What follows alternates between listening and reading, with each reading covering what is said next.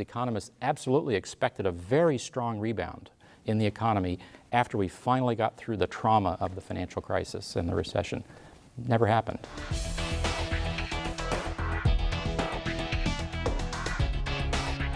I'm Ruth Ezel. I'll never forget the moment 10 years ago when the scope of the mortgage crisis began to sink in for me. It was during my first conversation with William Emmons.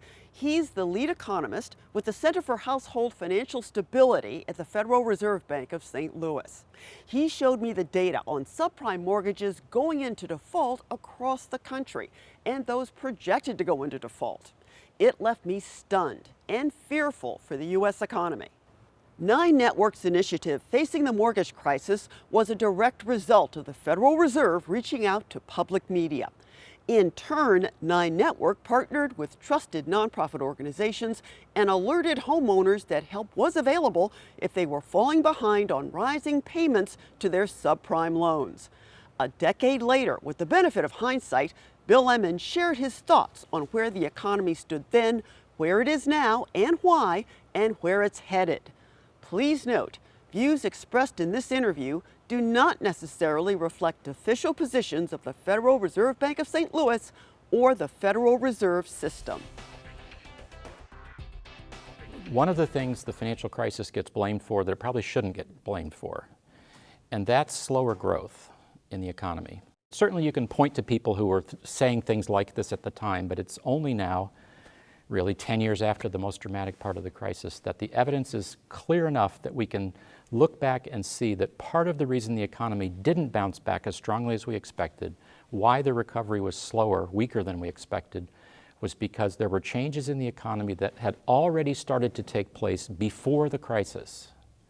So this is the part that I think is not very well communicated, that the crisis didn't cause the slow growth we're seeing today. Not most of it. I think the major factors pre-existed or preceded the crisis, and those include the very rapid slowdown of population growth, the aging of the baby boomers, and of course the financial crisis had nothing to do with aging of the baby boomers. It did make a difference in terms of who was working, who was in the labor force or not. And the other thing is the slower productivity growth that seemed to set in.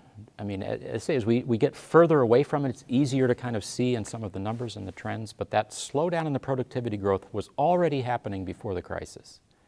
And if you will, part of the reason why there was really a welcoming of the housing bubble was this was a source of growth. This was a source of demand. People were borrowing, people were building, people were furnishing these houses because we were not happy with the underlying slow, disappointing growth that was happening in the 2000s. So that will continue. The aging of our population is continuing. The baby boom is now well into this transition period. Many people, the number of people cite is 10,000 baby boomers a day retiring. That's going to continue, and it's going to be a longer-term trend of very slow growth in our labor force, particularly for us here in St. Louis or in the Midwest generally. Very slow, and in fact, some places actually are losing population. State of Illinois, for example, is losing population. That means that growth is going to be lower, and unless something changes to make our productivity growth faster, and there's of course no magic bullet for that, we would use it if we knew what it was, those things combined mean that growth is going to be very low. Add on top of that the very successful fight against inflation that the Fed has conducted over the last several decades. Put all those things together, that translates into very low interest rates.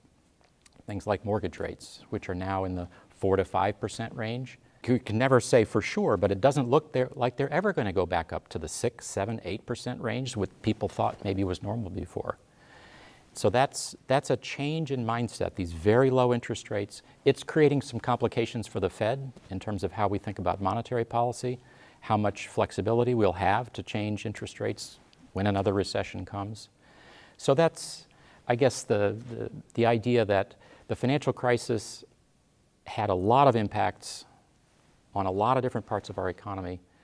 But because it's so big, I think we tend to load everything onto it, that things we don't like or things we don't understand about the economy. And this slow growth, the sort of new normal, as some people have called it, I think doesn't have as much to do with the financial crisis as people think.